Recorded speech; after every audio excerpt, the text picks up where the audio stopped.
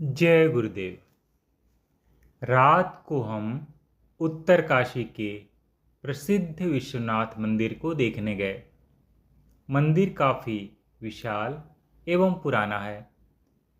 मंदिर देखते हुए अनायास किसी पुस्तक में पढ़ी उत्तरकाशी और काशी के विश्वनाथ मंदिर की तुलना मुझे याद आ गई।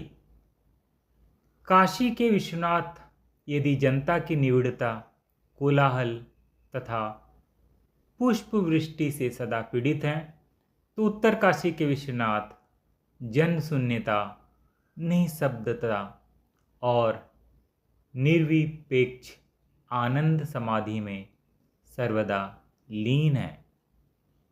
विश्वनाथ मंदिर का शिवलिंग बहुत विशाल था। मैं आधा घंटा उसके निकट ध्यानमग्न होकर बैठा रहा। मन एक अलौकिक आनंद में आकंठ डूब गया था। दर्शन ध्यान करके जब मैं निकला तो देखा कि सैकड़ों साधु मंदिर परिसर में बैठे खाना खा रहे हैं। मंदिर परिसर के दो कोनों में धूनी जल रही है और अनेक साधु धूनी के इर्द गिर्द बैठे हैं। मैं थोड़ी देर साधुओं के निकट बैठकर सत्संग का आनंद लेने की इच्छा से एक कोने की ओर बढ़ गया।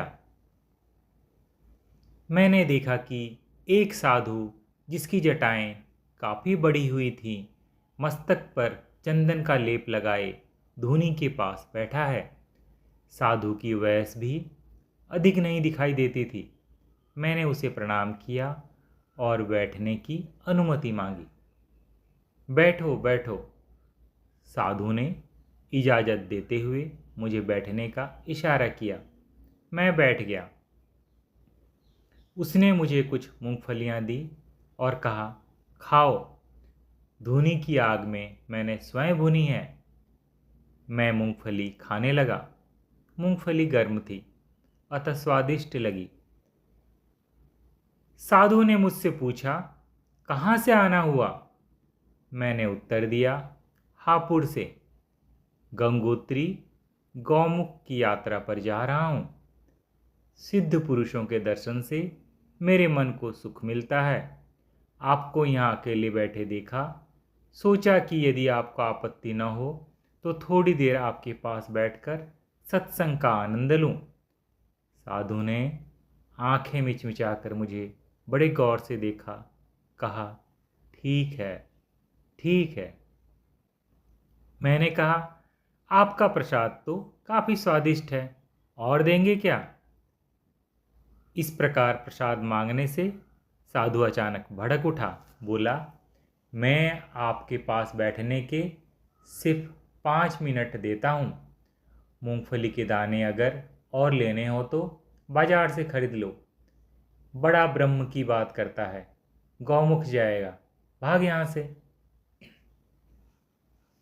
मुझे ऐसे व्यवहार की आशा नहीं थी। मैंने उठते हुए कहा, महाराज, अभी साधक हूँ, मुझसे कोई भूल हो गई हो तो क्षमा करना। वहाँ से लौटकर अब मैं अपने कमरे में बैठा सोच रहा हूँ कि क्या अहंकार, क्रोध वह साधक को सम्मान न देकर अपशब्द कहना किसी साधु वेशधारी मनुष्य के लिए उचित है? क्या यही भारतीय संस्कृति है? मुझे लगा कि भारत में अधिकांश साधु महात्मा योगी न होकर पाखंडी, रूढ़िवादी, अहंकारी और अशिक्षित हैं। वे तो केवल यही चाहते हैं कि लोग आएं, उनके पांव छुएं, उनके समक्ष सिर झुकाएं, चढ़ावा चढ़ाएं और जैसा भी साधु कहे सिर झुकाकर स्वीकार लें, मान लें। जटा बढ़ाकर, भस्म लपेटकर, धूनी जलाकर अपने अहंकार को तृप्त करने से ही क्या कोई साधु महात्मा या योगी हो सकता है? ऐसे लोग क्या पृथ्वी पर भार स्वरूप नहीं है? जो न तो ज्ञान अर्जित ही कर रहे हैं और न समाज को ज्ञान भेंट ही दे रहे हैं। गृहस्थों को लूटते हैं, 50 रुपए की लकड़ी रोज धूनी में फूंकते हैं। इन्हें न धर्म की चिंता है, न कर्म की, न आचरण की चिंता है और न ही सभ्यता संस्कृति की। ज्ञान, क्रिया, योग इनके मन पर अंकित नहीं हुआ। अहंकार जिन्हें पशु से भी घृणित अवस्था में जीने को विवश करता है, जिन्होंने कुछ नहीं साधा, सिर्फ अपना स्वार्थ साध रहे हैं, ऐसे लोगों को क्या साधु माना जा सकता है? प्रेम, करुणा, विनम्रता, समानता और सत्य जैसे नैतिक गुणों से रहित किसी व्यक्ति को साधु कदापि स्वीकार नहीं किया जा सकता।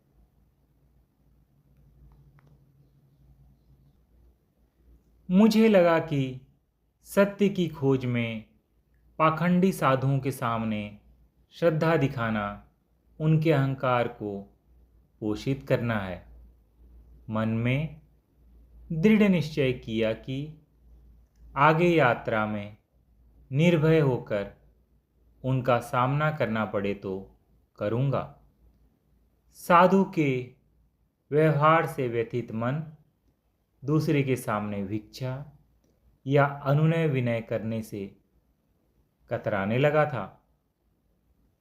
अहंकार को खत्म करने के लिए भिक्षा को सर्वोत्तम कहा गया है, लेकिन भिक्षा मांगना मुझे हेय लगने लगा था। रात्रि बहुत हो चुकी थी। अब मैं विश्राम करूं। आज इतना ही। जय गुरुदेव।